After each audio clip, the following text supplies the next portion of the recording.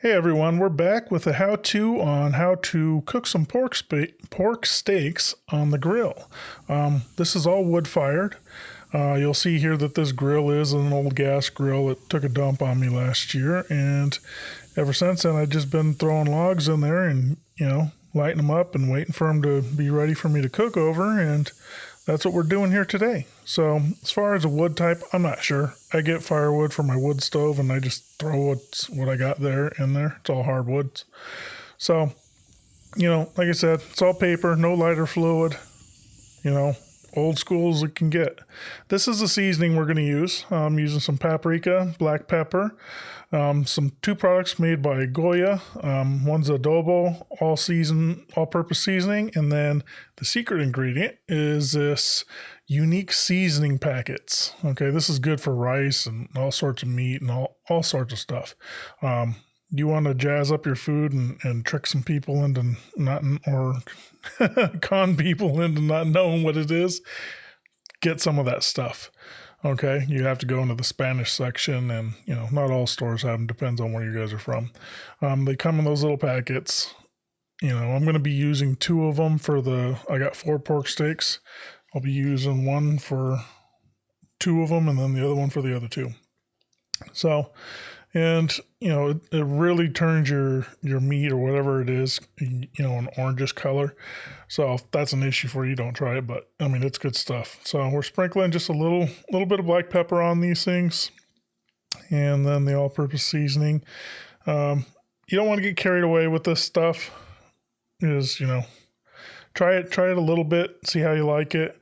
And, paprika, I'm definitely not putting very much of that on here, just enough to get a little bit extra flavor out of it. And one seasoning I didn't tell you guys was, I sprinkled some oregano on them as well. So here they are, ready to go on the grill.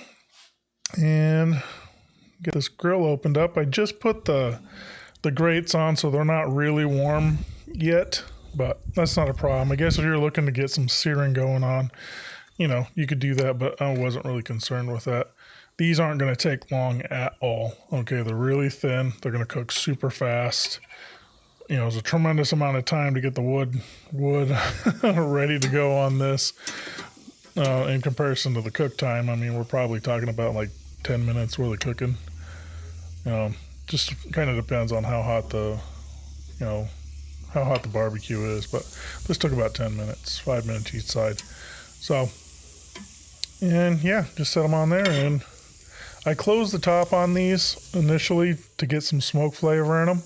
You can see it's smoking real good, and let me tell you what, man, the flavor of these was tremendous. If you like, true smoke flavored meat, this is the way to go about doing it. So this is, they're still cooking here. They're about ready to come off right now. And, it's all sizzling, and you see the fire going underneath. It's about as good as it gets. So here they are, all finished on the plate, ready to go. My wife, she made some jalapeno cheese cornbread, and that's basically cornbread mix and mixing in some jalapeno and cheese and topping it off with it. And then we had some high-end boxed macaroni and cheese, and here we go. That's it. Thank you guys for watching, and like always, subscribe, comment, like if you're watching this on Facebook or Instagram. Follow me, and then go over to my YouTube channel, UVision Media, and subscribe, comment, like over there. Share the video too. Thank you very much.